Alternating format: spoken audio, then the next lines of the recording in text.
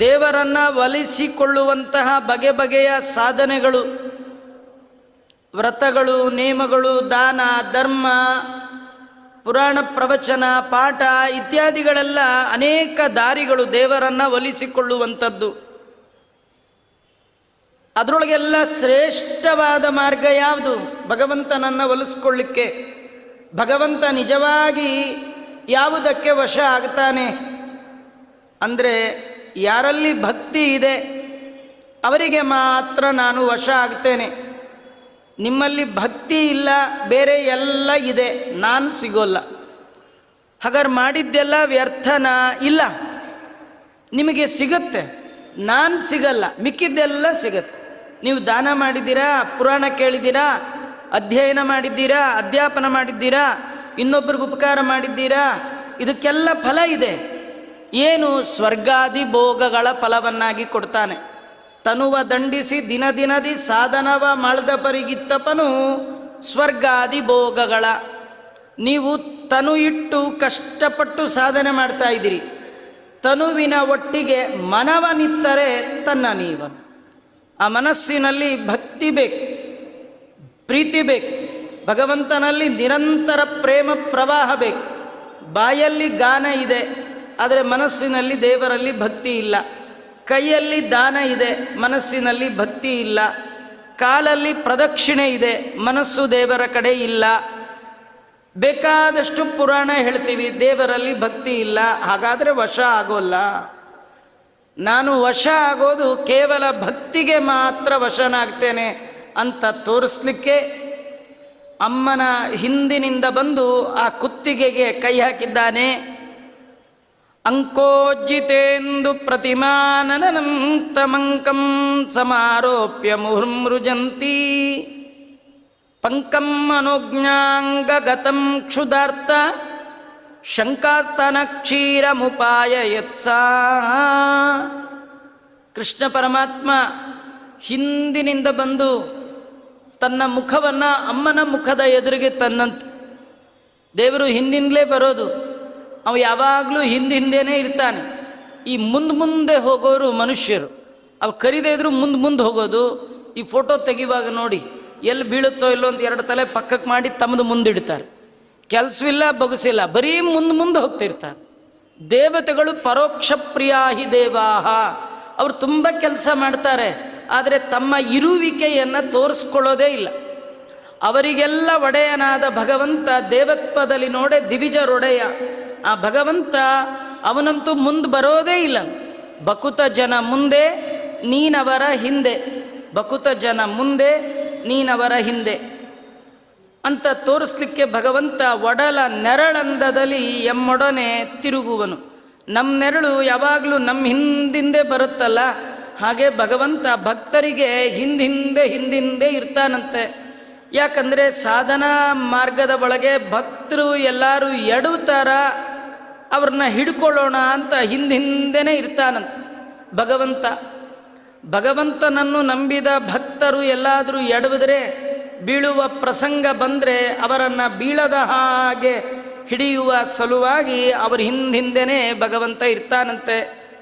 ಆ ಭಗವಂತ ಹಿಂದಿನಿಂದ ಬಂದು ಯಶೋದೆಯ ಕುತ್ತಿಗೆಗೆ ಕೈ ಹಾಕಿದ. ಮತ್ತೆ ತನ್ನ ಮುಖವನ್ನು ಅಮ್ಮನಿಗೆ ದರ್ಶನ ಮಾಡ್ತಾ, ನೋಡು, ನಾವು ಯಾವಾಗಲೂ ಹೀಗೆ ದೇವರ ದರ್ಶನ ಮಾಡಬೇಕು. ನಾವು ದೇವರ ಪೂಜೆ ಮಾಡುವಾಗ ಅಂತೀವಿ, ಬಿಂಬೋಸಿ ಪ್ರತಿಬಿಂಬೋಸ್ಮಿ. ಭಗವಂತ ಬಿಂಬ, ನಾವೆಲ್ಲ ಅವನ ಪ್ರತಿಬಿಂಬ. ಆದರೆ ಅಂತೀವಿ, ಕಾಣಬೇಕಲ್ಲ ಭಗವಂತ. ಆದರೆ ಇಲ್ಲಿ ನೋಡಿ, ಬಿಂಬ ಪ್ರತಿಬಿಂಬ ಭಾವ. ಭಗವಂತ ಎದುರಿಗೆ ಬಂದಿದ್ದಾನೆ, ಪ್ರತಿಬಿಂಬ ರೂಪದ ಜೀವ ಅಲ್ಲೇ ಕೂತಿದ್ದಾಳೆ ಯಶೋದೆ. ಕೃಷ್ಣನ್ ನೋಡಿದ್ಲಂತೆ, ಅದ್ಭುತವಾದ ಮುಖ, ಸೌಂದರ್ಯ ಸಾರೈಕ ರಸಂರಮಾಪತಿ, ಸುಂದರಕ್ಕೆ ಸುಂದರನಾದ ಮುದ್ದು ಸುರಿಯುವ ಮುಖ ಕೃಷ್ಣ. ಎಂಥ ಕೃಷ್ಣ ಅಂದರೆ ನಿಷ್ಕಲಂಕ, ಯಾವುದೇ ವಿಧವಾದ ಕಲಂಕ ಇಲ್ಲ, ದೋಷ ಇಲ್ಲದ ಅದ್ಭುತವಾದ ಆ ಕೃಷ್ಣನ ಮುಖವನ್ನು ನೋಡಿದ್ದಾಳೆ. ತೊಡೆ ಮೇಲೆ ಎತ್ತಿ ಕೂಡಿಸ್ಕೊಂಡ್ಲನ್, ಹಿಂದಿರೋ ಕೃಷ್ಣನ ಎತ್ತಿ ತನ್ನ ತೊಡೆಯ ಮೇಲೆ ಕೂಡಿಸ್ಕೊಂಡಿದ್ದಾಳೆ. ಆ ಮುಖವನ್ನು, ಕೆನ್ನೆಯನ್ನು ಬೇಕಾದಷ್ಟು ಬಾರಿ ಮುಟ್ತಾ ಇದ್ದಾಳೆ. ಮುಹುರ್ಮೃಜಂತಿ, ಮತ್ತೆ ಆ ಕೆನ್ನೆಯನ್ನು ಸವರ್ತಾಳೆ, ಮೂಗು ಮುಟ್ತಾಳೆ. ಏನು ಪುಣ್ಯಾತ್ಗಿತ್ತೀರಿ, ಆ ದೇವರನ್ನು ಮುಟ್ಟೋದೇ ಎಷ್ಟು ಭಾಗ್ಯ. ಸಚ್ಚಿದಾನಂದ ವಿಗ್ರಹ ಮಗನಾಗಿ ಅಮ್ಮನ ತೊಡೆಯ ಮೇಲೆ ಕೂತಾಗ ಇನ್ನೆಷ್ಟು ಜನ್ಮದ ತಪಸ್ಸಿದ್ರೆ ಆ ಮುದ್ದು ಕೃಷ್ಣನನ್ನು ಮುದ್ದು ಮಾಡುವಂಥ ಸೌಭಾಗ್ಯವನ್ನು ಈ ಯಶೋದೆ ಪಡೆದಿರಬೇಕು. ಅವಳು ಚೆನ್ನಾಗಿ ಆ ಮಗುವನ್ನು ಬೆನ್ನು ನೇವರಿಸ್ತಾಳೆ, ಕೆನ್ನೆ ನೇವರಿಸ್ತಾಳೆ, ತಲೆಯಲ್ಲಿ ಕೈ ಆಡಿಸ್ತಾಳೆ, ಜ್ಞಾನಾನಂದಮಯವಾದ ಕೂದಲಲ್ಲಿ ಕೈ ಆಡಿಸ್ತಾಳೆ. ಇಷ್ಟೆಲ್ಲ ಮಾಡಿ ಕೃಷ್ಣನ ಮುಖ ನೋಡಿ ಅವಳಿಗನ್ಸತ್ತಂತೆ ಈ ಕೃಷ್ಣ ಎಲ್ಲೋ ಆಡ್ತಿದ್ದವನು ಅಷ್ಟೊತ್ತು ತನಕ ಕೃಷ್ಣನನ್ನು ದೇವರು ಅಂತ ಹಾಡು ಹೇಳ್ತಿದ್ಲು. ತೊಡೆ ಮೇಲೆ ಕೂತ ತಕ್ಷಣ ದೇವರು ಅನ್ನೋದು ಮರ್ತೇ ಹೋಯ್ತು. ಅವಳು ಅಂದ್ಕೊಂಡ್ಲಂತೆ ನನ್ನ ಕೃಷ್ಣ, ನನ್ನ ಮಗು ಇದು ಎಲ್ಲೋ ಆಡ್ತಾ ಇದ್ದು ಹಿಂದಿಂದ ಬಂದಿದೆ ಅಂದರೆ ಹಶ್ವಾಗಿರಬೇಕು, ಅದಕ್ಕೆ ಬರ್ತಾನೆ. ನನ್ನ ಮಗ ಏನಂದರೆ ಹಶ್ವಾದರೆ ಮಾತ್ರ ಅಮ್ಮ, ಇಲ್ಲದೆ ಇದ್ದರೆ ಬರೋಲ್ಲ ಅಂಥೇಳಿ ಅವಳಿಗನ್ನಿಸ್ತಂತೆ.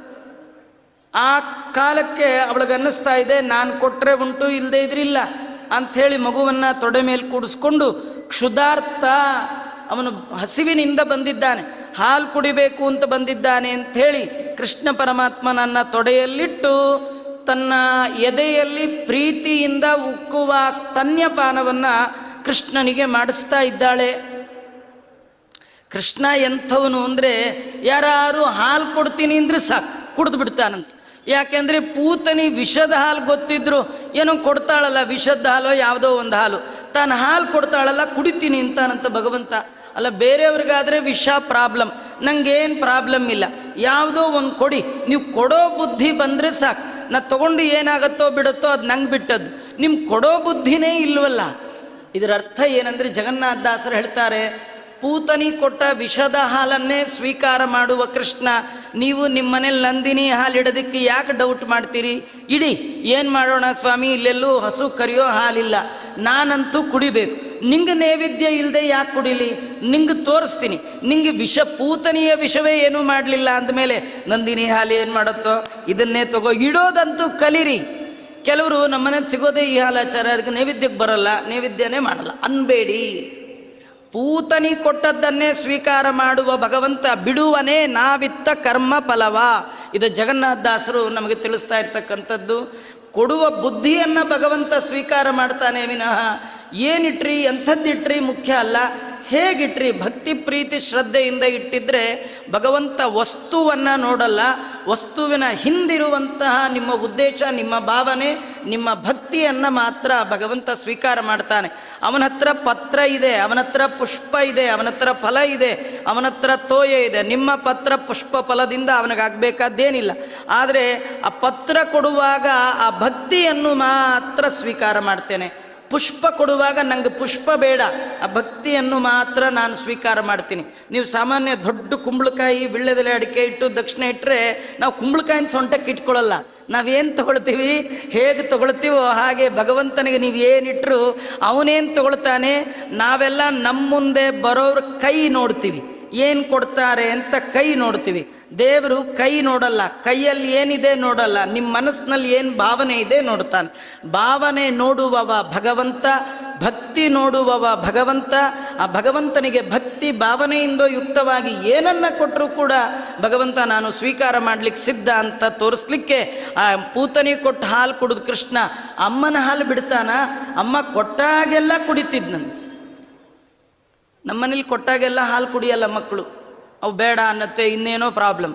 ಮಕ್ಕಳು ಸಾಮಾನ್ಯವಾಗಿ ಪುಟ್ ಮಕ್ಕಳಿರ್ತಾರೆ, ನೀವು ನೋಡಿ, ಊಟ ಮಾಡ್ಸಕ್ಕೆ ಹೋಗಿ ಊಟ ಮಾಡಲ್ಲ, ಹಠ. ಸ್ನಾನ ಮಾಡ್ಸಕ್ಕೆ ಹೋಗಿ ಸ್ನಾನ ಮಾಡಿಸ್ಕೊಳ್ಳಲ್ಲ, ಸ್ಕೂಲ್ಗೆ ಹೋಗಲ್ಲ, ಏನು ಹೇಳ್ತೀರಿ ಕೇಳಲ್ಲ. ಅದಕ್ಕೆ ಮಕ್ಕಳಂತ ಹೆಸರು. ಹಠ ಮಾಡತ್ವಲ್ಲ ಅವಕ್ಕೆ ಮಕ್ಕಳಂತ ಹೆಸರು. ಕೃಷ್ಣ ಮಾತ್ರ ಹಾಲು ಕುಡಿತೀನೋ ಅಂದರೆ ಹಠವೇ ಇಲ್ಲ. ಆ ಸಿಕ್ಕ ಊರೂರು ಮನೆಯಲ್ಲೆಲ್ಲ ಕುಡ್ಕೊಂಬರ್ತಿದ್ದ, ಅಮ್ಮ ಕೊಟ್ಟರು ಕುಡಿತಿದ್ದ. ಯಾಕಂದರೆ ಆ ಕೊಡುವವರಲ್ಲಿ ಪುಣ್ಯ ಇರುತ್ತೆ, ಅದನ್ನು ಭಗವಂತ ಸ್ವೀಕಾರ ಮಾಡ್ತಾನೆ. ಕೊಡುವವರಲ್ಲಿ ಭಕ್ತಿ ಇರುತ್ತೆ, ಅದನ್ನು ಭಗವಂತ ಬಿಡದೆ ಸ್ವೀಕಾರ ಮಾಡ್ತಾನೆ. ತೊಡೆ ಮೇಲೆ ಮಗುವನ್ನು ಕೂಡಿಸಿಕೊಂಡು ಆ ಪುಣ್ಯಾತ್ಗಿತ್ತಿಯಾದ ಯಶೋದೆ ತನ್ನ ಸ್ತನ್ಯಪಾನವನ್ನು ಮಾಡಿಸ್ತಾ ಇದ್ದಾಳೆ. ಇಷ್ಟಾಗುವಾಗ ಏನಾಗಿದೆ, ಅಲ್ಲೊಂದು ಘಟನೆ ನಡೀತಂತೆ. ತದನು ದಹನು ವೇಗ ಉತ್ಸವ ಕ್ಷೀರ ಲೋಭ ಮಧುಚಿತಮಪಹಾಯ ಜಾನತಿ ಸಾ ಜಗಾಮ ಹರಿರಪಿ ಸಮಯಾರ್ಹಂ ಹಾನಿಮಸ್ಯೈ ಪ್ರದಾತುಂ ವ್ಯಭಜತ ದದಿ ಬಾಂಡಂ ಕ್ಷಿಪ್ತ ಪಾಷಾಣಖಂಡಃ. ಕೃಷ್ಣ ಪರಮಾತ್ಮ ತೊಡೆಯಲ್ಲಿ ಕುಳಿತು ಹಾಲನ್ನು ಕುಡಿಯುವ ಪ್ರಸಂಗ. ಕೃಷ್ಣ ತಾಯಿ ಕೊಡುವ ಹಾಲನ್ನು ಪ್ರೀತಿಯಿಂದ ಸ್ವೀಕಾರ ಮಾಡ್ತಾ ಇದ್ದಾನೆ. ಅದೇ ಕಾಲಕ್ಕೆ ಯಶೋದೆಗೆ ಮನೆ ಕೆಲಸದ ಕಡೆನೂ ಗಮನ. ಒಲೆ ಮೇಲೆ ಹಾಲಿಟ್ಟಿದ್ಲು, ಅದು ಉಕ್ಕು ಬರ್ತಾ ಇತ್ತು.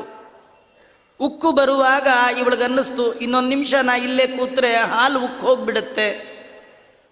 ಹಾಲು ಹುಕ್ಕೋದ್ರೆ ಎಲ್ಲ ಹಾಲು ಹರಿದೋಗ್ಬಿಡುತ್ತೆ. ಅದಕ್ಕೆ ಒಂದು ನಿಮಿಷ ಕೃಷ್ಣನ ಕೆಳಗಿಟ್ಟು ಹಾಲು ಇಳಿಸಿ ಬಂದು ಮತ್ತೆ ಕುಡಿಸೋಣ ಅಂತ ಕೃಷ್ಣನನ್ನು ಕೆಳಗಿಟ್ಲು. ಇದರಲ್ಲಿ ತುಂಬ ಕಥೆಗಳಿರ್ತಕ್ಕಂಥದ್ದು. ದೇವರ ಕೆಲಸ ಮಾಡುವಾಗ ಹಾಲು ಉಕ್ಕಿದ್ರೆ ಇಳಿಸಕ್ಕೆ ಹೋಗಬೇಡಿ, ಸ್ವಲ್ಪ ಉಕ್ಕಲಿ. ಅದೇ ಸಕ್ಕರೆ ತುಪ್ಪ ಕಾಲುವೆ ಹರಿಸಿ, ಅದು ಹಾಲು ತುಪ್ಪದ ಕಾಲುವೆ ಹರಿಬೇಕು. ಅದು ಯಾವಾಗ ಹರಿಬೇಕು ಅಂದರೆ ಸೀರಿಯಲ್ ನೋಡ್ತಾ ನೀವು ಸೀರಿಯಸ್ ಆಗಿ ಕೂತು ತುಪ್ಪ ಹಾಲು ಹಾಳಾದರೆ ಅದು ದರಿದ್ರ ಲಕ್ಷ್ಮಿ. ಅದೇ ಹಾಲು ಇಟ್ಟುಬಿಟ್ಟು ನೀವೇನೋ ರಂಗೋಲಿ ಹಾಕ್ತಾನೋ ಹತ್ತಿ ಬತ್ತಿ ಮಾಡ್ತಾನೋ ಪುರಾಣ ಕೇಳ್ತಾನೋ ಮರ್ತು ಹಾಲು ಉಕ್ಕಿದ್ರೆ ಅದು ಲಕ್ಷ್ಮಿ. ಈ ಮನೆಯಲ್ಲಿ ಗೃಹ ಪ್ರವೇಶ ಮಾಡಿದಾಗ ಹಾಲು ಉಕ್ಸೋದು ಅಂತಾರೆ. ಹಾಲು ಉಕ್ಸೋದು ಯಾಕೆ ಅಂದರೆ ಲಕ್ಷ್ಮೀ ಸನ್ನಿಧಾನ ಅಂತ. ನೀವು ಹಾಲು ಉಕ್ಕೋದನ್ನೇ ನೋಡ್ತಾ ಇನ್ನೇನು ಉಕ್ಕತ್ತೆ ಅನ್ನುವ ನೀರು ಹುಯ್ದು ಕೆಳಗಿಳಿಸ್ಬಿಟ್ರೆ ಅದು ಲಕ್ಷ್ಮೀ ಅಲ್ಲ. ಅದಕ್ಕೆ ಲಕ್ಷ್ಮಿ ಅಂತ ಕರೆಯಲ್ಲ. ಲಕ್ಷ್ಮಿ ಯಾವುದು ಅಂದರೆ ಹಾಲು ಒಲೆ ಮೇಲೆ ಇಟ್ಟಿರ್ಬೇಕು. ದೇವರ ಕೆಲಸ ಮಾಡ್ತಾ, ಪಾರಾಯಣ ಮಾಡ್ತಾ, ಸ್ತೋತ್ರ ಮಾಡ್ತಾ, ಪುಟ್ಟ ಮಕ್ಕಳಿಗೆ ಸೇವಾ ಮಾಡ್ತಾ, ಆ ಸೇವೆಯೇ ಭಗವಂತನ ಆರಾಧನೆ ಅಂತ ತಿಳ್ಕೊಂಡು ಇಟ್ಟ ಹಾಲು ಮರ್ತದು ಉಕ್ಸುರಿದ್ರೆ ಅದು ಒಳ್ಳೆ ಲಕ್ಷ್ಮೀ ಸನ್ನಿಧಾನ. ನೀವು ಎಲ್ಲೋ ನೋಡ್ತಾ ಏನೋ ಮಾಡ್ತಾ ಹಾಲು ಉಕ್ಸುರಿದ್ರೆ ಅದು ದರಿದ್ರ ಲಕ್ಷ್ಮಿ ಅಂತ ಹೀಗೆ ತಿಳ್ಕೊಳ್ಬೇಕು. ಇಲ್ಲಿ ಕೃಷ್ಣನ ಕೆಲಸ ಮಾಡಿ ಸಾಕ್ಷಾತ್ ಭಗವಂತನಿಗೆ ಹಾಲು ಅರ್ಪಣೆ ಮಾಡ್ತಾ ಇದ್ದಾಳೆ. ಇವಳು ಹಾಲು ಅರ್ಪಣೆ ಮಾಡೋದು ನೋಡಿ ಹಾಲಿಗೆ ಅಭಿಮಾನಿಯಾದ ಲಕ್ಷ್ಮಿ ಅಂದ್ಕೊಂಡ್ಲಂತೆ. ಇವಳು ಮನೇಲಿ ಹಾಲು ಉಕ್ಸೋಣ, ಎಲ್ಲೆಲ್ಲಿ ನೋಡಿದರೆ ಹಾಲು, ಎಲ್ಲೆಲ್ಲಿ ನೋಡಿದರೆ ಮೊಸರು. ಕೃಷ್ಣ ಹುಟ್ಟುವ ಮುನ್ನವೇ ಸಂಪತ್ತಿನ ರೂಪದ ಲಕ್ಷ್ಮಿ ಇಡೀ ಗೋಕುಲದ ಒಳಗೆ, ಮಥುರಾ ಪಟ್ಟಣದ ಒಳಗೆ ತಾಂಡವಾಡ್ತಾ ಇದ್ದಾಳಂತೆ. ಅಲ್ಲಿವರೆಗೂ ನಂದಗೋಕುಲ, ವೃಂದಾವನ, ಮಥುರಾ ಅನ್ನುವ ಹೆಸರೇ ಜನಕ್ಕೆ ಗೊತ್ತಿರಲಿಲ್ಲ. ಯಾವಾಗ ಕೃಷ್ಣ ಪರಮಾತ್ಮ ಮಧುರೆಯಲ್ಲಿ ಹುಟ್ಟಿದ, ನಂದಗೋಕುಲಕ್ಕೆ ಬಂದ, ವೃಂದಾವನಕ್ಕೆ ಬಂದ, ಇಡೀ ಭೂಪಟದಲ್ಲಿ ಆ ಊರಿನ ಹೆಸರು, ಕೀರ್ತಿ, ಪತಾಕೆ ಮೇಲೆ ಬಂತು. ಇದಕ್ಕೆ ಕಾರಣ ಲಕ್ಷ್ಮಿ ಅಲ್ಲಿ ತಾಂಡವಾಡ್ತಾ ಇದ್ಲಂತೆ.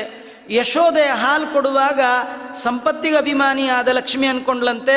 ನಿನ್ನ ಮನೆಯಲ್ಲಿ ಹಾಲಿದ್ರೆ ನೀನು ಕೃಷ್ಣನಿಗೆ ಅರ್ಪಣೆ ಮಾಡ್ತೀಯ, ಹಾಗಾದ್ರೆ ನಿನ್ನ ಮನೆಯಲ್ಲಿ ಹಾಲು ಮೊಸರು ಬೆಣ್ಣೆ ವೃದ್ಧಿ ಆಗಲಿ ಅಂತ ಅದು ಉಕ್ತಾ ಇತ್ತಂತ. ಅದು ಇವಳಿಗೆ ಅದು ಗೊತ್ತಾಗಲಿಲ್ಲ. ಇವಳು ಯಾಕಂದರೆ ಎಲ್ಲ ಜ್ಞಾನ ಎಲ್ಲರಿಗೆ ದೇವರು ಎಲ್ಲ ಕಾಲದಲ್ಲಿ ಕೊಡೋಲ್ಲ. ಅದು ಭಗವಂತನ ಅದ್ಭುತವಾದ ವ್ಯಾಪಾರ. ಹಾಲು ಕುಡಿಸ್ತಾ ಇರ್ತಕ್ಕಂಥ ಯಶೋದೆಗೆ ಅನ್ನಿಸ್ತಂತೆ ಅನ್ಯಾಯವಾಗಿ ಹಾಲು ಉಕ್ಕೋಗುತ್ತೆ, ಬಂದು ಹಾಲು ಕುಡಿಸೋಣ ಅಂತ ಕೃಷ್ಣನ್ನ ಕೆಳಗಿಟ್ಲಂತ. ಓಡ್ ಹೋಗಿ ಅಡುಗೆ ಮನೆ ಕಡೆ ಹೋಗಿ ಹಾಲು ಇಳಿಸ್ಬೇಕು ಅಂತ. ಕೃಷ್ಣ ನೋಡ್ದ, ಎಷ್ಟು ಲೋಭ ಅಮ್ಮ ನಿಂಗೆ ಎಂದ. ಲೋಭ ಅಂದರೆ ಕಂಜೂಸ್ ಬುದ್ಧಿ. ಏನು ಕಂಜೂಸು ಅಲ್ಲ, ಒಂದು 1/4 ಲೀಟ್ರ್ ಹಾಲು ಚೆಲ್ಲಿದ್ರೆ ಚೆಲ್ತು. ನಿನಗೆ ಹಾಲು ಮುಖ್ಯನೋ ಕ್ಷೀರಸಾಗರದ ಓನರ್ ನಾನು ಮುಖ್ಯನೋ ಅಂದ. ಭಗವಂತ ಅಂತಾನೆ, ಬ್ರಹ್ಮಾದಿಗಳ ಮನದಲ್ಲಿ ತೋರದಲ್ಲೇ ಇರುವವ ನಾನು. ಬ್ರಹ್ಮದೇವರು ಬಯಸಿದಾಗೆಲ್ಲ ನನ್ನನ್ನು ನೋಡ್ಲಿಕ್ಕಾಗಲ್ಲ. ಅಂತಹ ನಾನು ಏನೋ ನೀನು ತಪಸ್ಸು ಮಾಡಿದ್ಯಲ್ಲ ಅಂತ ನಿನ್ನ ಮನೆಗೆ ಬಂದು ಕೂತು, ಏನೋ ನನಗೇನು ಹಾಲು ಬೇಕಿರಲಿಲ್ಲ, ನೀ ಕೊಡ್ತೀಯಲ್ಲ ಅಂತ ಕುಡಿಯೋಣ ಅಂತ ಕೂತ್ರೆ ನಿನಗೆ ನನಗಿಂತಲೂ ಮನೆಯಲ್ಲಿರುವ ಹಾಲಿನ ಮೇಲೆ ಭಾರಿ ಲೋಭ. ಹಾಲು ಉಳಿಸುವ ಸಲುವಾಗಿ ನನ್ನನ್ನೇ ಬಿಡ್ತೀಯಲ್ಲ. ಸಂಪತ್ತಿನ ಲೋಭದಿಂದ ನನ್ನನ್ನು ಬಿಟ್ಟವರಿಗೆ ನಾನು ಎಂಥ ಶಿಕ್ಷೆ ಕೊಡ್ತೀನಿ ನಿಂಗೆ ತೋರಿಸ್ತೀನಿ ಇಂದ. ಏನು ಮಾಡಿದ್ದಾನೆ, ಒಂದು ಕಲ್ಲು ತಗೊಂಡು ಇವಳು ಅದುವರೆಗೆ ಏನು ಶೇಖರಿಸಿ ಇಟ್ಟಿದ್ಲು ಹಾಲು ಮೊಸರು ಎಲ್ಲ, ಅದು ಸಾಲಾಗಿ ಜೋಡಿಸಿದ್ಲಂತ.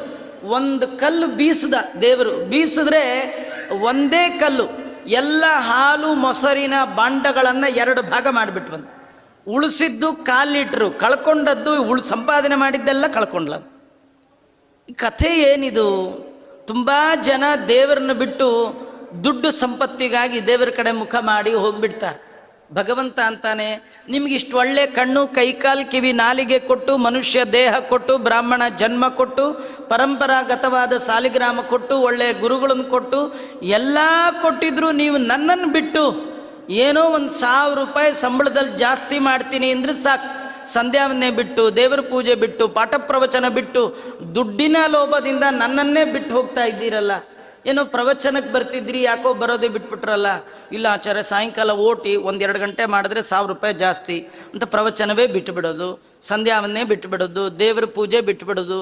ಸ್ವಲ್ಪ ದುಡ್ಡು ಸಂಪಾದನೆ ಜಾಸ್ತಿ ಆಗತ್ತೆ, ಅಧಿಕಾರ ಬರುತ್ತೆ, ಸಂಪತ್ತು ಬರುತ್ತೆ ಅಂದರೆ ಮೊದಲು ಬಿಡೋದೇ ದೇವರನ್ನ ಅಲ್ಲ. ಹೆತ್ತ ತಾಯಿ ಎನ್ನುವ, ಸಾಕು ತಾಯಿ ಎನ್ನುವ ಯಶೋದೆಗೆ ಬಿಡಲ್ಲ ಭಗವಂತ ಅಂದಮೇಲೆ ನಿಮ್ಮನ್ನು ಬಿಡ್ತಾನ? ಈ ಕೆಲವರು ಹೇಳ್ತಾರೆ ನೋಡಿ, ಹೆತ್ತಮ್ಮನ ಬಿಡದೆ ಇದ್ದವಳು ಅತ್ತೆನ ಬಿಟ್ಟಾಳೆ ಅಂತ. ಹೆತ್ತಮ್ಮನ್ನೇ ಗೊಳೆಕೊತ್ತಿದ್ಲಂತ, ಅದಕ್ಕೆ ಮದುವೆ ಮಾಡೋಣ ಅಂತ ಮಾಡಿದ್ರೆ ಅತ್ತೆ ಮನೇಲಿ ಗೊಳೆಕೊಳ್ದೆ ಇರ್ತಾಳ? ಕೃಷ್ಣ ಪರಮಾತ್ಮ ಹೆತ್ತಮ್ಮನಿಗೆ ಶಿಕ್ಷೆ ಕೊಡ್ಲಿಕ್ಕೆ ರೆಡಿ ಇರುವಾಗ ನಮ್ಮನ್ನೆಲ್ಲ ಬಿಡ್ತಾನ? ಇದರಿಂದ ಕಥೆ ಇಷ್ಟೇ, ಬೇಕಾದಷ್ಟು ಸಂಪತ್ತು ಬರೋದಿರಲಿ, ನಿಮಗೊಂದು 1 ಕೋಟಿ ರೂಪಾಯಿ ಬರುತ್ತೆ ಅಂತಾದರೂ ದೇವರ ಪೂಜೆ, ದೇವರು ಪಾಠ ಪ್ರವಚನ ಬಿಟ್ಟು ಹೋಗಬಾರ್ದು, ಬೇಡ ಅನ್ಬೇಕಂತ. ಯಾಕಂದರೆ ದುಡ್ಡು ಶಾಶ್ವತ ಅಲ್ಲ. ಧನ ನಿಲ್ಲದಯ್ಯ ಸಾಧನ ನಿಲ್ಲುವುದಯ್ಯ. ಈ ಜೀವನದ ಒಳಗೆ ಎಷ್ಟೇ ಕಂತೆ ಸಂಪಾದನೆ ಮಾಡಿದ್ರೂ ಧನಾನಿ ಭೂಮೌ, ಈ ಭೂಮಿಲೇ ಬಿಟ್ಟು ಹೋಗ್ಬೇಕು. ನೀವು ಹೋಗುವಾಗ ಯಾವ ಕರೆನ್ಸಿ, ಯಾವ ಬಗೆಯ ಕರೆನ್ಸಿಯನ್ನು ಯಾವ ಲೋಕಕ್ಕೂ ತೆಗೆದುಕೊಂಡು ಹೋಗಲಿಕ್ಕೆ ಬರೋಲ್ಲ. ಹಾಗಾದ್ರೆ ಯಾವುದು ನಿಲ್ಲತ್ತೆ? ಸಾಧನ ನಿಲ್ಲುವುದಯ್ಯ. ನೀವು ಧನಕ್ಕೆ ಮುಖ ಮಾಡಬೇಡಿ, ಸಾಧನದ ಕಡೆ ಮುಖ ಮಾಡಿ.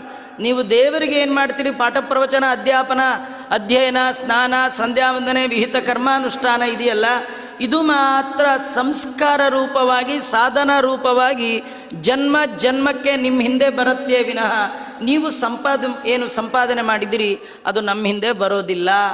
ಅದನ್ನು ತೋರಿಸ್ಲಿಕ್ಕೆ ಭಗವಂತ ಏನು ಮಾಡ್ತಾ ಇದ್ದಾನೆ? ನನ್ನನ್ನು ಬಿಟ್ಟು ಹೋಗಿದ್ದೀಯಾ, ನನ್ನನ್ನು ಬಿಟ್ಟು ಅನ್ಯವಾದ ಕಡೆ ಮನಸ್ಸು ಯಾರು ಮಾಡ್ತಾರೆ ಅವ್ರಿಗೆ ಎಂಥ ಫಲ ಆಗತ್ತೆ ತಿಳಿದುಕೋ ಅಂತ ತೋರಿಸ್ಲಿಕ್ಕೇನೋ ಎಂಬಂತೆ ಅಮ್ಮನನ್ನು ನೆಪ ಮಾಡಿಕೊಂಡ ಕೃಷ್ಣ ಕೈಯಲ್ಲಿ ಕಲ್ಲು ಹಿಡಿದು, ಅದುವರೆಗೆ ಅಮ್ಮ ಎಷ್ಟೆಲ್ಲ ಹಾಲನ್ನು ಸಂಗ್ರಹ ಮಾಡಿದ್ಲು, ಎಷ್ಟೆಲ್ಲ ಮೊಸರು ಸಂಗ್ರಹ ಮಾಡಿದ್ಲು, ಒಂದೇ ಕಲ್ಲಿನ ಹೊಡೆತಕ್ಕೆ ಅಷ್ಟನ್ನು ಹಾಳು ಮಾಡಿಬಿಟ್ನಂತ. ಇದು ಕಥೆ ಇನ್ನೊಂದೇನು ಗೊತ್ತಾ? ನಮಗೆ ಹತ್ತಿರವಾದ ಕತೆ. ನಾವೆಲ್ಲ ಜೀವನದಲ್ಲಿ ಎಷ್ಟೋ ವರ್ಷಗಳ ಕಾಲ ಸಂಧ್ಯಾವನೆ ಬಿಟ್ಟಿರ್ತೀವಿ, ಸ್ನಾನ ಬಿಟ್ಟಿರ್ತೀವಿ ಅಂದರೆ ಫ್ರೆಶ್ನೆಸ್ಗೋಸ್ಕರ ಸ್ನಾನ ಮಾಡ್ತೀವಿ. ಬೆಳಗಿನ ಜಾವ ಇದು ಕಾರ್ತೀಕ ಮಾಸ ಸ್ನಾನ, ಇದು ಮಾಘ ಸ್ನಾನ, ಹೀಗೆ ದೇವರ ಪ್ರೀತ್ಯರ್ಥವಾಗಿ ಸ್ನಾನ ಮಾಡಿದ್ದಿಲ್ಲ. ಏನೋ ಆಫೀಸ್ಗೆ ಹೋಗ್ಬೇಕು ಅಂತ ಸ್ನಾನ ಮಾಡ್ದ, ಬಂದ ತಕ್ಷಣ ಪೌಡ್ರ್ ಹಾಕೊಂಡ, ಸ್ವೆಟರ್ ಹಾಕೊಂಡ, ಹೊರಟ. ಇದು ಸ್ನಾನ ಅಲ್ಲ, ಇದು ಮೈ ತೊಳ್ಕೊಂಡಿದ್ದಾಗತ್ತೆ ಅಷ್ಟೇ ವಿನ ಸ್ನಾನ ಅಂತ ಆಗಲ್ಲ. ಆ ಸ್ನಾನ ಮಾಡಬೇಕಾದ್ರೆ ತನ್ನದೇ ಆಗಿರ್ತಕ್ಕಂಥ ಒಂದು ಕ್ರಮ ಇರುತ್ತೆ. ಸ್ನಾನ ಇಲ್ಲ, ಎಷ್ಟು ಬಿಟ್ಬಿಟ್ಟು ಯಾಕೆ ಬಿಟ್ಟಿರ್ತೀವಿ ಅಂದರೆ ಕೇವಲ ದುಡ್ಡು ಸಂಪಾದನೆ ಅಂತ. ತುಂಬ ಜನ ಹೀಗೆ ಸಂಪಾದನೆ ಮಾಡಿರ್ತಾರೆ. ದೇವರು ಸಂಪಾದನೆ ಮಾಡಿದ ಸಂಪತ್ತನ್ನು ಕಳಿಲಿಕ್ಕೆ ತುಂಬ ಕಾಲ ಬೇಡ. ಸಂಪಾದನೆ ಮಾಡಲಿಕ್ಕೆ ತುಂಬ ಕಾಲ ಬೇಕು. ದೇವರ ಇಚ್ಛೆಗೆ ಬಂದರೆ ಸಂಪತ್ತನ್ನು ಕಳಿಲಿಕ್ಕೆ ಒಂದು ಕ್ಷಣ ಸಾಕು. ಲಕ್ಷಾಂತರ ರೂಪಾಯಿ ನಾವಿಟ್ಟಿರ್ತೀವಿ, ಏನೋ ಒಂದಿನ ಎಲ್ಲೋ ಆಫೀಸಲ್ಲೋ ಎಲ್ಲೋ ಸುಸ್ತಾಗಿ ಬೀಳ್ತೀವಿ, ಆಸ್ಪತ್ರೆಗೆ ಕರ್ಕೊಂಡು ಹೋಗ್ತಾರೆ. ಆಗಂತಾರೆ ನಿಮಗೇನೋ ಕ್ಯಾನ್ಸರ್ ಇದೆ, ಮುಗಿದೋಯ್ತು ನಮ್ಮ ಕತೆ, ಇಂದ್ರಾರಮಣ ಗೋವಿಂದ ಗೋವಿಂದ. ಎಷ್ಟು ಸಂಪಾದನೆ ಮಾಡಿದರೂ ಕ್ಯಾನ್ಸರ್ ಬಾಯಿ ಸಿಕ್ಕವನು ವಾಪಸ್ ಬರೋದು ಭಾಳ ಕಷ್ಟ. ಆಗ ನೀವು ಎಷ್ಟು ಒದ್ದಾಡಿ ಏನು ಮಾಡಿದ್ರೂ ಕೂಡ ಹಿಂದಿನ ದೇಹದ ಶಕ್ತಿಯನ್ನು ಮರಳಿ ಪಡೀಲಿಕ್ಕೆ ಸಾಧ್ಯವೇ ಇಲ್ಲ. ದಿನ ರಕ್ತ ಹೊರ ತಂದು ಮಾಡುವಂತಹ ಪ್ರಸಂಗ ಏನಿದೆ ಅದೆಲ್ಲ ಮನುಷ್ಯನಿಗೆ ಜೀವನದಲ್ಲಿ ಬಂದುಬಿಟ್ರೆ ಎಷ್ಟು ದುಡ್ಡಿದ್ರೆ ಸಾಕು ವಿಚಾರ ಮಾಡಿ. ನಮಗೆ ದೇವರು ದುಡ್ಡು ಕೊಡೋದೇ ಬೇಡ. 2 ಹೊತ್ತು ಊಟ ಗೀಟ ಮಾಡಿಕೊಂಡು ಹತ್ತಿರದಲ್ಲಿರೋ ಮಠ ಛತ್ರಕ್ಕೆ ಹೋಗಿ ದೇವ್ರ ಕತೆ ಕೇಳ್ಕೊಂಡು ಬಂದು 80-90 ತನಕ ಬದುಕಿದ್ಬಿಟ್ರೆ ಸಾಕು. ಅದಕ್ಕಿಂತ ಇನ್ನೇನು ಹೆಚ್ಚು ಬೇಡ. ಕೆಲವರೇನೆಂದರೆ 60-50 ದುಡಿದು ಮುಂದೆ ಇಡೀ ಬದುಕು ಆಸ್ಪತ್ರೆ ಪಕ್ಕದಲ್ಲೇ ಮನೆ ಮಾಡಿಬಿಡ್ತಾರೆ, ಇಲ್ಲ ಡಾಕ್ಟ್ರನ್ನೇ ಪಕ್ಕದಲ್ಲಿ ತಂದಿಟ್ಕೊಂಡ್ಬಿಡ್ತಾರೆ, ಇಲ್ಲ ಮನೆಯೇ ನರ್ಸಿಂಗ್ ಹೋಮ್ ಮಾಡ್ಕೊಂಡು ಕೂತ್ಬಿಟ್ಟಿರ್ತಾರೆ. ಈ ಬದುಕು ಬೇಕಾ? ಭಗವಂತನ ನಾಮಸ್ಮರಣೆಯೊಂದಿಗೆ ಬದುಕು ಬೇಕಾ? ಇದು ಭಗವಂತ ಕೇಳ್ತಾ ಇದ್ದಾನೆ. ಅದರಿಂದ ಯಾವ ಕಾಲಕ್ಕೂ ಎಷ್ಟೇ ಸಂಪಾದನೆ ಮಾಡುವ ಪ್ರಸಂಗ ಇದ್ದರೂ ನನ್ನನ್ನು ಮರೆತು ಮಾತ್ರ ಮಾಡಬೇಡಿ, ನನ್ನ ನೆನಪಿನೊಂದಿಗೆ ಮಾಡಿ.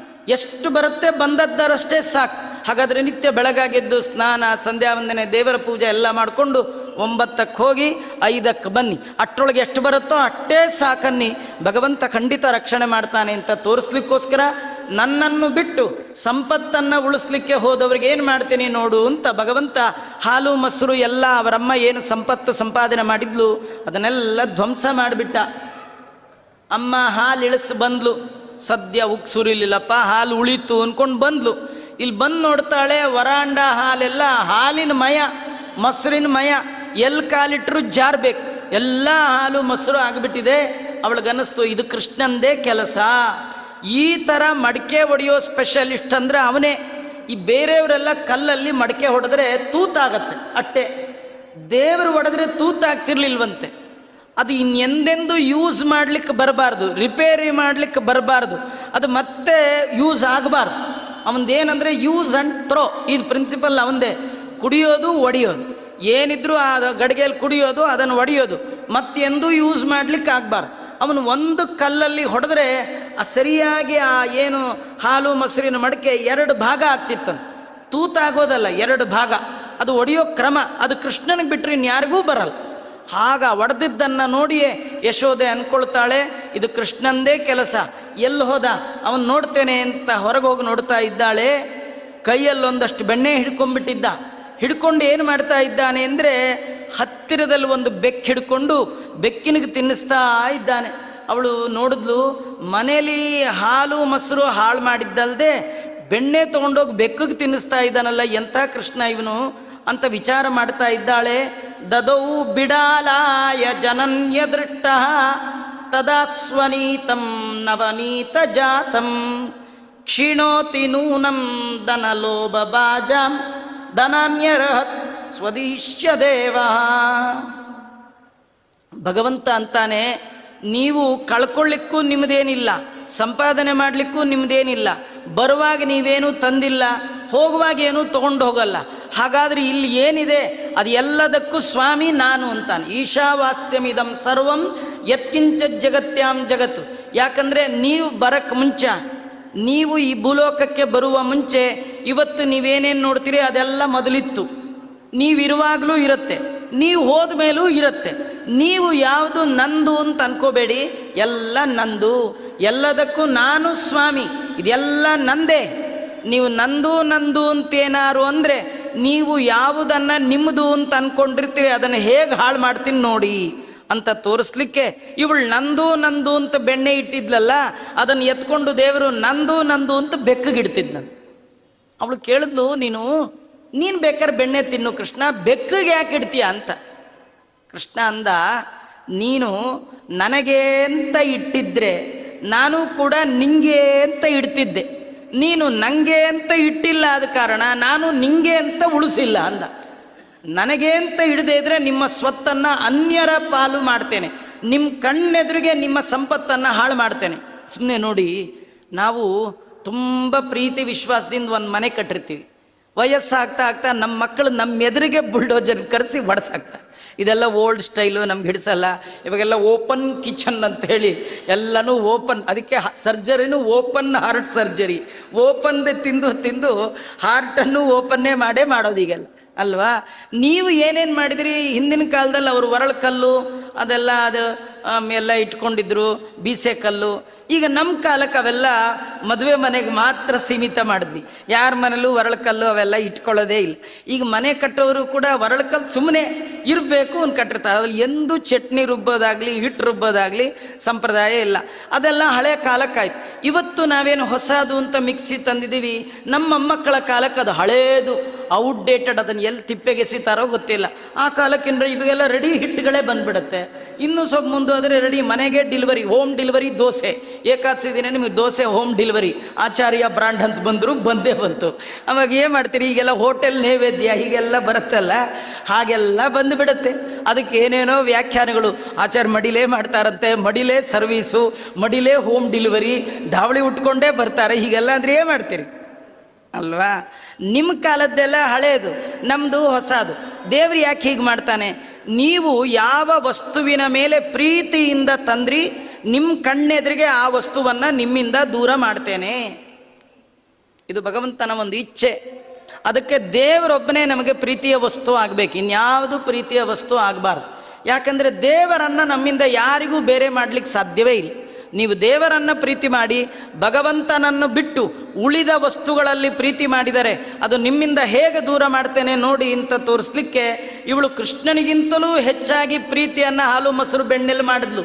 ಹಾಲನ್ನು ಉಳಿಸ್ಲಿಕ್ಕೆ ಹೋದ್ಲು, ಬೆಣ್ಣೆಯನ್ನು ಶೇಖರಿಸಿಟ್ಲು. ಕೃಷ್ಣ ಅಂದ, ನನ್ನನ್ನು ಬಿಟ್ಟು ಸಂಗ್ರಹ ಮಾಡಿದ ಸಂಪತ್ತನ್ನು ಅನ್ಯರ ಪಾಲು ಮಾಡ್ತೇನೆ ತೋರಿಸ್ಲಿಕ್ಕೋಸ್ಕರವಾಗಿ ಆ ಬೆಕ್ಕಿಗೆ ಆ ಬೆಣ್ಣೆಯನ್ನು ತಿನ್ನಿಸ್ತಾ ಇದ್ದಾನಂತೆ. ಈಗ ಒಂದು 50-60 ವರ್ಷದ ಹಿಂದಿನ ಕಾಲವನ್ನು ನಾವು ನೆನಪು ಮಾಡಿಕೊಂಡ್ರೆ, ನಮ್ಮ ತಾತ, ನಮ್ಮ ಮುತ್ತಾತ, ನಮ್ಮ ತಂದೆ ಇವ್ರ ಕಾಲಕ್ಕೆಲ್ಲ ಅವ್ರಿಗೆ ಹೆಚ್ಚು ಹೊರಗಿನ ಸಂಪಾದನೆ ಏನಿರಲಿಲ್ಲ. ಮನೇಲಿ ದೇವ್ರ ಪೂಜೆ ಅವ್ರ ಪಾಡು ಮಾಡ್ಕೊಂಡು ಇಷ್ಟೆಲ್ಲ ಇರ್ತಿದ್ರು. ಅದ್ರ ಬೇಕಾದಷ್ಟು ಭೂಮಿ ಕಾಣಿ ಎಲ್ಲ ಇರ್ತಿತ್ತು. ಎಷ್ಟು ಸುಭಿಕ್ಷವಾಗಿ ಅವರು ಬದುಕನ್ನು ನಡೆಸಿದ್ರು. ದೇವರನ್ನು ಹೆಚ್ಚು ನಂಬಿದ್ರು. ಅವ್ರ ಮನೆಯಲ್ಲಿ 2 ಇಟ್ಕೊಂಡಿದ್ರು, ಒಂದು ದೇವರು, ಇನ್ನೊಂದು ಧರ್ಮ. ಅದಕ್ಕೆ ದೇವರು ಅವ್ರ ಮನೇಲಿದ್ದು ಬೇಕಾದಾಗ ಅವ್ರನ್ನೂ ನೋಡ್ಕೊಂಡ. ನಾವು 2 ಹೊರಗೆ ಹಾಕಿಬಿಟ್ಟಿದ್ದೀವಿ. ಒಂದು ದೇವರನ್ನ ಹೊರಗೆ ಹಾಕಿದ್ದೀವಿ, ಇನ್ನೊಂದು ಧರ್ಮವನ್ನು ಹೊರಗೆ ಹಾಕಿದ್ದೀವಿ. ಅದಕ್ಕೆ ದೇವರು ನಮ್ಮನ್ನು ಹೊರಗೆ ಹಾಕಿಬಿಟ್ಟಿದ್ದಾನೆ. ಯಾವಾಗಲೂ ಹೊರಗೆ ಇರ್ತೀವಿ, ಮನೆಗೆ ಬರೋದೇ ಇಲ್ಲ.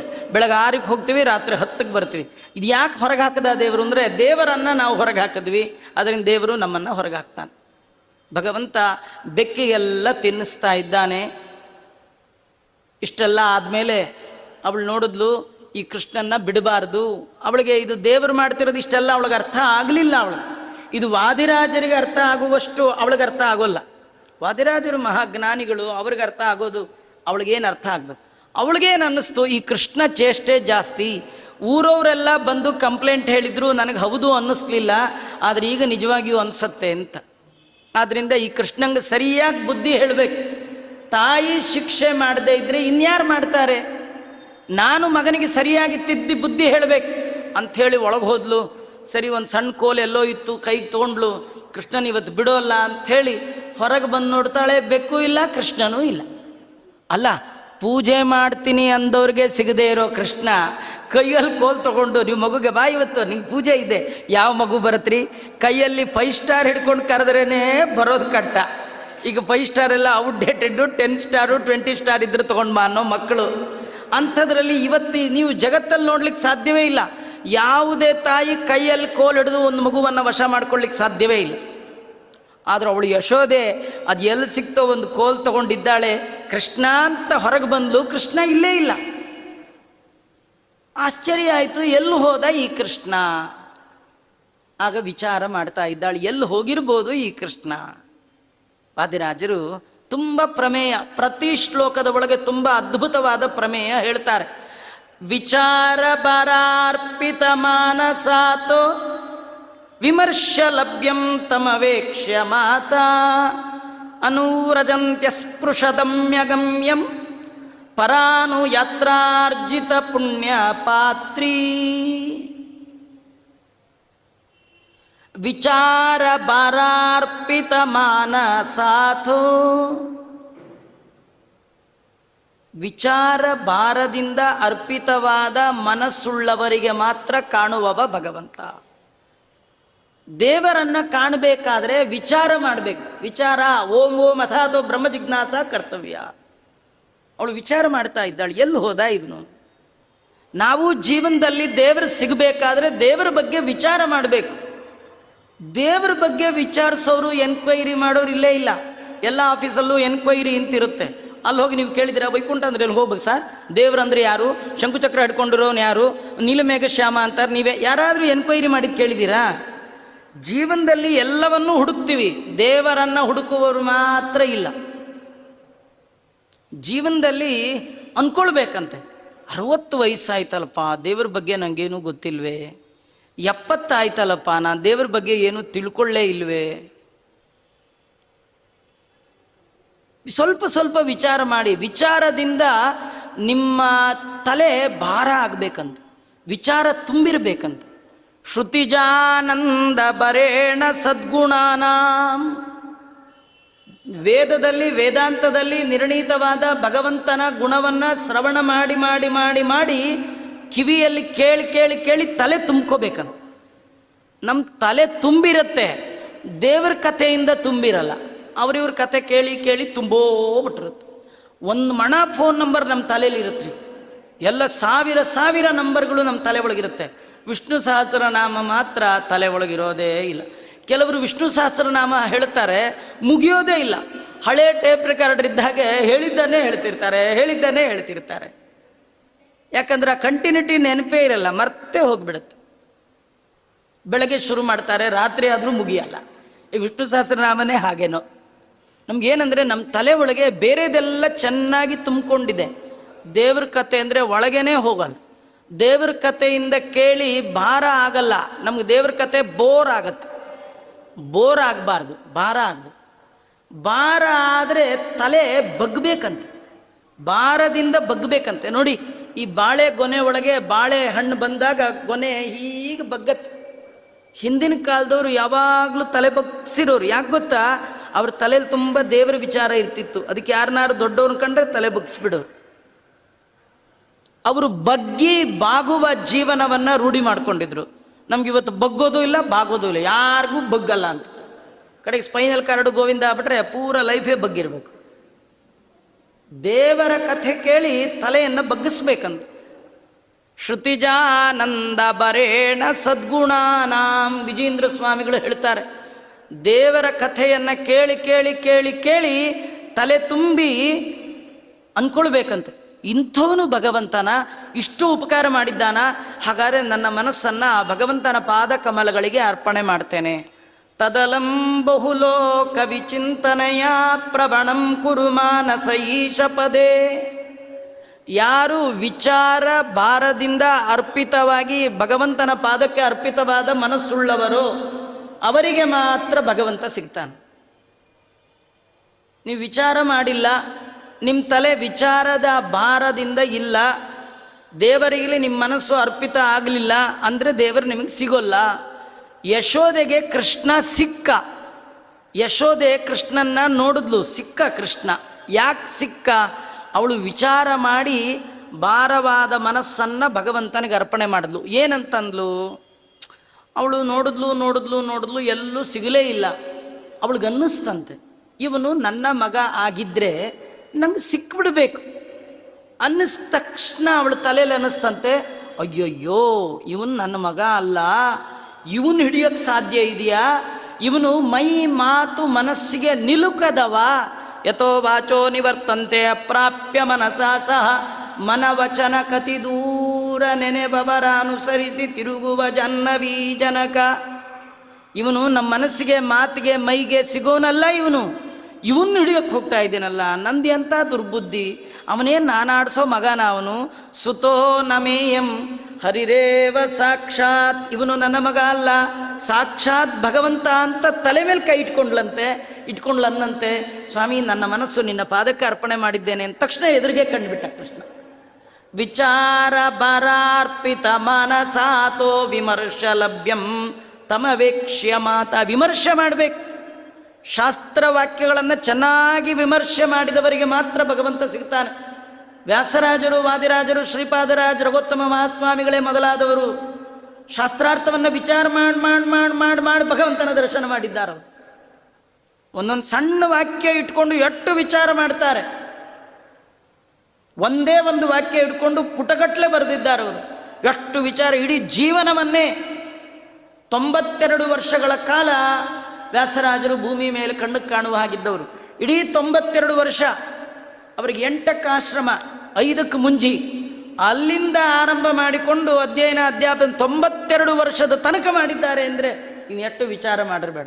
ಅವರು 92 ವರ್ಷ ಮಾಡಿದ್ದು ಇವತ್ತು 400 ವರ್ಷ ಆದರೂ ಇನ್ನೂ ವಿಚಾರ ಮಾಡ್ತಾರೆ.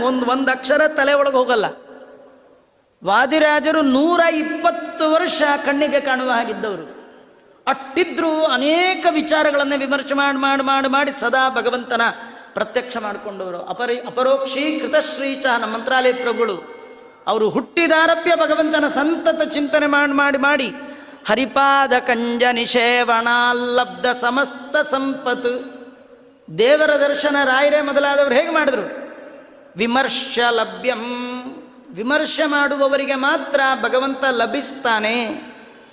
ನಾವು ಜೀವನದಲ್ಲಿ ದೇವರ ಬಗ್ಗೆ ವಿಮರ್ಶೆನೇ ಇಲ್ಲ.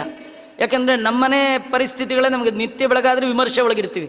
ಅದು ಇದು ವಿಚಾರ ಅವ್ರಿವ್ರದೇ ತಲೆ ಕೆಡಿಸ್ಕೊಂಡ್ರು. ದೇವ್ರ ಬಗ್ಗೆ ತಲೆ ಕೆಡಿಸ್ಕೊಳ್ಳೋ ತಲೆಯೇ ಇಲ್ಲ ನಮ್ಗೆ ಅಷ್ಟು ಪುರುಸೊತ್ತೇ ಇಲ್ಲ. ನಾವು ಬೇರೆದೇ ಒಂದು ಮಣ ನಮಗಿರುವಾಗ ಸಾಧ್ಯವೇ ಇಲ್ಲ. ಇವಾಗ ನೋಡಿ, ಇವಾಗೆಲ್ಲ ಇಲ್ಲ. ಈ ಮೊದಲೆಲ್ಲ ಈ ITIಗೆ ಹೋಗೋರು BEL BHL ಫ್ಯಾಕ್ಟ್ರಿಗೆ ಹೋಗ್ಬೇಕಾದ್ರೆ ಅವು ಟೈಮಿಗೆ ಸರಿಯಾಗಿ ಬಸ್ ಬಂದುಬಿಡೋದು. ಅಷ್ಟರೊಳಗೆ ಇವರೆಲ್ಲ ಕ್ಯಾರಿಯರ್ ತೊಗೊಂಡು ಓಡಬೇಕಿತ್ತು. ಈ ಬಸ್ಸಿಗೆ ಕ್ಯಾಚ್ ಮಾಡ್ಲಿಕ್ಕೆ ಓಡ್ತಿರ್ತಾರಲ್ಲ ಕ್ಯಾರಿಯರ್ ಹಿಡ್ಕೊಂಡು, ಅವ್ರು ಕೈ ಹಿಡಿದು ಒಂದು ನಿಮಿಷ ನಿಮ್ಗೆ ಋಗ್ಭಾಷೆ ಪಾಠ ಹೇಳ್ತೀನಿ ಅಂದ್ರೆ ಕೇಳ್ತಾರೆ ಅವರು. ಅಯ್ಯೋ ನಮ್ಮದೇ ಗೋಳಾಗಿದೆ, ನಿಮ್ದು ಪಾಠ ಬೇರೆ, ಓಡೋಗ್ಬಿಡ್ತಾರಲ್ಲ. ನಮ್ಮ ಪರಿಸ್ಥಿತಿ ಹಂಗ್ರಿ. ಆಗೊಂಥರ ಆಯಿತು, ಈಗೊಂಥರ ಆಯಿತು. ಅವಾಗೊಂಥರ ಕಳೆದು ಬಿಟ್ವಿ. ಈಗ ತಲೆ ಒಳಗೆ ಹೋಗಲ್ಲ. ಈಗ ಪುರುಸೊತ್ತಿದೆ, ಕೇಳಿದ್ರೆ ಏನೂ ಅರ್ಥ ಆಗಲ್ಲ. ಇನ್ನು ಕೆಲವರಿಗೆ ಕೇಳ್ತೀವಿ ಅಂದರೆ ಕಿವಿನೇ ಇಲ್ಲ. ಇನ್ನು ಕೆಲವರು ಕಿವಿ ಇದೆ, ಕೇಳಿದ್ರೆ ಅರ್ಥ ಆಗತ್ತಾ, ಮನೆಯಿಂದ ಹೊರಗೆ ಬರಲಿಕ್ಕೆ ಆಗಲ್ಲ. ಯಾಕೆಂದರೆ ಮಗ ಸೊಸೆ ಇಬ್ಬರು ಸಾಫ್ಟ್ವೇರ್, ಮಗುನ ನೋಡ್ಕೊಳ್ಳಿಕ್ಕೆ ಹೊರಗೆ ಬಿಡೋಕ್ಕಾಗಲ್ಲ. ನೀವೇನು ಮಾಡ್ತೀರಿ, ನೀವೇ ನೋಡ್ಕೊಳ್ಳಿಕ್ಕೆ ಬಿಟ್ಟು ಹೋಗ್ತಾರೆ. ಆ ಮಗು ಬರೋ ಟೈಮಿಗೆ ಅವ್ರು ಬರೋಲ್ಲ, ಅವ್ರು ಬರೋ ಟೈಮಿಗೆ ಆಚಾರ ಪುರಾಣಕ್ಕೆ ಬರೋಲ್ಲ. ಯಾಕಂದ್ರೆ ಅವ್ರು ಬರೋದು ರಾತ್ರಿ 9ಕ್ಕೆ. ಅಷ್ಟೊತ್ತಿನ ಮೇಲೆ ಪುರಾಣ ಮಾಡೋ ಆಚಾರ್ಯ ಯಾರಿದ್ದಾರೆ? ಇದೆಲ್ಲ ಗೋಳು. ಒಟ್ಟು ವಿಮರ್ಶೆ ಲಾಭ್ಯಂ, ಭಗವಂತನನ್ನ ಜೀವನದಲ್ಲಿ ವಿಮರ್ಶೆ ಮಾಡುವವರಿಗೆ ಮಾತ್ರ ಸಿಗುವವ. ಇಡೀ ಜೀವನದ ಉದ್ದಕ್ಕೆ ಓಂ ಓಂ ಯಥಾತೋ ಬ್ರಹ್ಮ ಜಿಜ್ಞಾಸ ಕರ್ತವ್ಯ ಅಂತಾರೆ. ಸುಮ್ಮನೆ ಈ ಸಂದರ್ಭದಲ್ಲಿ ದೊಡ್ಡವ್ರನ್ನ ನೆನಪು ಮಾಡ್ಕೊಳ್ಬೇಕು. ಎಲ್ಲೋ ಹಳೆ ಕಾಲ ಆಚಾರ ಏನೋ ಅನ್ಬೇಡಿ. ಮೊನ್ನೆ ತನಕ ನೀವೆಲ್ಲ ನೋಡಿದ್ದೀರಿ, ನಾನು ನೋಡಿದ್ದೀನಿ. ನಮ್ಮ ವಿದ್ಯಾಮಾನ್ಯ ತೀರ್ಥರು ಅವ್ರ ಮಹಾಜ್ಞಾನಿಗಳು.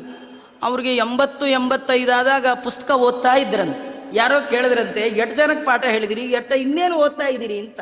ಅದಕ್ಕೆ ಅವರಂದ್ರಂತೆ, ನಾನೊಂದು 2-3 ವಾಕ್ಯ ಗಟ್ಟು ಮಾಡಬೇಕು ಅಂದ್ಕೊಂಡಿದ್ದೀನಿ ಅಂದದ್ದು. 84-85ರಲ್ಲಿ ಇನ್ನೂ ಬಾಯಿ ಹರಟು ಮಾಡಬೇಕು, ಗಟ್ಟು ಮಾಡಬೇಕು ಅಂತ ಓದ್ತಾ ಇದ್ದಾರೆ ಅಂದರೆ ನಿಜವಾಗಿಯೂ ನಮ್ಗೆ ಯಾರಿಗೂ ಅಷ್ಟೇನು ವಯಸ್ಸಾಗಿಲ್ಲ. ನಮಗೆ ಮನಸ್ಸಿಲ್ಲ ಅಷ್ಟೆ. ಮನಸ್ಸಿದ್ದರೆ ಮಾರ್ಗ, ನಮಗೆ ಮನಸ್ಸೇ ಇಲ್ಲ. ಅವ್ರಿಗೆ ನನಗೆ ವಯಸ್ಸಾಗೋಯ್ತು, ಇವತ್ತೋ ನಾಳೆ ಟಿಕೆಟ್ ಕನ್ಫರ್ಮ್ ಆಗಿ ಬಂದ್ಬಿಡುತ್ತೆ, ಈ ಭಯವೇ ಇಲ್ಲ. ಇನ್ನು ನೆಕ್ಸ್ಟ್ ಮೂಮೆಂಟಲ್ಲಿ ನನ್ನ ಸಾವು ಕಟ್ಟಿಟ್ಟ ಬುತ್ತಿ ಅಂತಾದರೂ ಕೂಡ ಆಗಲೂ ಓಮೋ ಮಥಾತೋ ಬ್ರಹ್ಮ ಜಿಜ್ಞಾಸ ಕರ್ತವ್ಯ. ಲಾಸ್ಟ್ ಉಸಿರಿರೋವರೆಗೂ ಭಗವಂತನನ್ನು ವಿಮರ್ಶೆ ಮಾಡಿದರೆ ಅದಕ್ಕೆ ಫಲರೂಪವಾಗಿ ಭಗವಂತ ಸಿಗ್ತಾನಂತೆ. ಹಾಗೆ ದೇವರನ್ನು ವಿಮರ್ಶೆ ಮಾಡಿ ತಮ್ಮ ಅವ್ಯಕ್ಷ್ಯ ಮಾತ ಆ ಭಗವಂತನನ್ನು ನೋಡಿದ್ದಾಳಂತೆ. ದೇವರನ್ನು ನೋಡಬೇಕಾದ್ರೆ ವಿಚಾರ ವಿಮರ್ಶೆ ಇದು ಬಹಳ ಮುಖ್ಯ. ವಿಚಾರ ಅಂದರೆ ತಿಳ್ಕೊಳ್ಬೇಕಾದ ಪ್ರಮೇಯ. ನಾರಾಯಣ ಸರ್ವೋತ್ತಮ, ಈ ಪಂಚಭೇದದಿಂದ ಕೂಡಿರ್ತಕ್ಕಂಥದ್ದು ಜಗತ್ತು, ಜಗತ್ತು ಸತ್ಯ, ನಾವು ದೇವರ ದಾಸರು, ವಾಯುದೇವರು ಜೀವೋತ್ತಮ, ಇದೆಲ್ಲ ವಿಚಾರ. ವಿಚಾರದಿಂದ ತಲೆಯನ್ನು ಭಾರ ಮಾಡ್ಕೊಳ್ಳಿ. ಮಾಡ್ಕೊಂಡ್ಮೇಲೆ ಅದನ್ನು ವಿಮರ್ಶೆ ಮಾಡಿ. ಈ ಜಗತ್ತು ಸತ್ಯವೋ ಸುಳ್ಳೋ? ಅವರು ಸುಳ್ಳಂತಾರೆ, ಇವರು ಸತ್ಯ ಅಂತಾರೆ. ನಿಜವಾಗಿಯೂ ಸತ್ಯವ ಸುಳ್ಳ? ಸುಳ್ಳಾಗ್ಲಿಕ್ಕೆ ಏನು ಕಾರಣ? ಸತ್ಯ, ಇದು ವಿಚಾರ ಮಾಡಬೇಕು, ವಿಮರ್ಶೆ ಮಾಡಬೇಕು. ಪ್ರತಿಯೊಂದು ವಿಚಾರವನ್ನು ವಿಮರ್ಶೆ ಮಾಡಿದವರಿಗೆ ಮಾತ್ರ ವಿಚಾರ ಪ್ರತಿಪಾದ್ಯನಾದ ಭಗವಂತನನ್ನು ಕಾಣಬಹುದು. ಇಲ್ಲ, ಏನು ವಿಚಾರ ಇಲ್ಲ, ವಿಮರ್ಶೆ ಇಲ್ಲ ಅಂಥವರಿಗೆ ದೇವರು ಕಾಣಲ್ಲ. ಇವಳು ಬಂದು ಹೊರಗೆ ನೋಡ್ತಾ ಇದ್ದಾಳೆ, ದೇವರು ಸಿಕ್ಕನಂತೆ. ಹೇಗೆ ಸಿಕ್ಕ ಮುಂದೆ ಹೇಳ್ತಾರೆ. ಇವಳಿಗೆ ಹೇಗೆ ಸಿಕ್ಕ ಅಂದರೆ, ಈ ಕೃಷ್ಣ ಹೋಗುವಾಗ ಏನು ಮಾಡ್ದ, ಹಾಲು ಮೊಸರೆಲ್ಲ ಉರುಟ್ಬಿಟ್ಟಿದ್ನಲ್ಲ, ಅದ್ರ ಮೇಲೆ ಕಾಲಿಟ್ಕೊಂಡಿದ್ದ. ಅವನು ಎಲ್ಲೂ ಜಾರಲ್ಲ. ಅವನು ನಂಬದೇ ಇದ್ದವ್ರು ಎಲ್ಲೂ ಸರಿಯಾಗಿ ನಡೆಯಲ್ಲ. ಆ ಬೇರೆಯವರೆಲ್ಲ ಜಾರ್ತಾರೆ, ಈ ದೇವರು ಮಾತ್ರ ಎಲ್ಲಿ ಕಾಲಿಟ್ಟರೂ ಜಾರಲ್ಲ. ಮೊಸರು ಮೇಲಿಡ್ತಾನೆ, ಬೆಣ್ಣೆ ಮೇಲಿಡ್ತಾನೆ. ಮುಂದೆ ಒಂದು ಕಥೆ ಬರುತ್ತೆ. ಕೃಷ್ಣ ಪರಮಾತ್ಮ ಒಬ್ಬಳು ಮನೆಗೆ ಹೋಗಿ ಬೆಣ್ಣೆ ಕದಿಬೇಕು ಅಂತ ಕದಿಯಕ್ಕೆ ಹೋದ. ಅವಳು ಕೃಷ್ಣಂಗೆ ಸಿಗಬಾರ್ದು ಅಂತ ತುಂಬ ಮೇಲಿಟ್ಬಿಟ್ಟಿದ್ಲಂತೆ. ತುಂಬ ಮೇಲಿಟ್ಟಿದ್ಲು. ಕಡೆಗೆ ಅವನು ಏನೇನು ಮಾಡಿ ಎಲ್ಲ ಪಾತ್ರೆ, ಮನೇಲಿರೋ ದೊಡ್ಡ ದೊಡ್ಡ ಪಾತ್ರೆ ಎಲ್ಲ ತಂದು ಬೋರ್ಲ್ ಹಾಕ್ಕೊಂಡಂತೆ. ಅದ್ರ ಮೇಲೆ ನಿಂತ್ಕೊಂಡ, ಸಿಗಲಿಲ್ಲ. ಅದ್ರ ಮೇಲೆ ಇನ್ನೊಂದು ಪಾತ್ರೆ, ಅದ್ರ ಮೇಲೆ ಹಿಂಗೊಂದು ಪಾತ್ರೆ ಹಾಕಿ ಎಷ್ಟು ಪಾತ್ರೆ ಆಯಿತು ಅಂದರೆ, ಮನೆಯೊಳಗೆ ಅವಳು ಏನು ಪಾತ್ರೆಗಳು ಸೆಟ್ ಅಂತ ಇಟ್ಟಿದ್ಲು ಎಲ್ಲ ಒಂದೇ ಕಡೆ ಬಂದು ಜೋಡಿಸ್ಬಿಟ್ಟಿದ್ದ.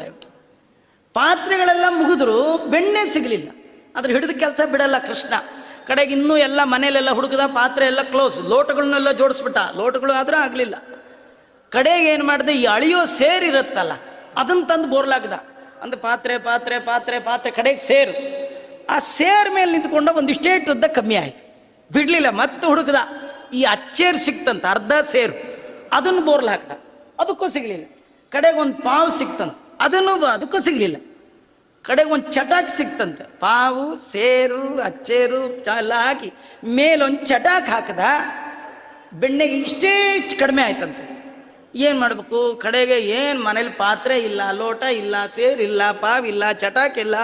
ಅವಳು ನಮ್ಮ ಮನೇಲಿ ಏನೇನು ಪಾತ್ರೆ ಇದೆ ಅಂತ ಹುಡುಕ್ಬೇಕಾದ್ದೇ ಇಲ್ಲ.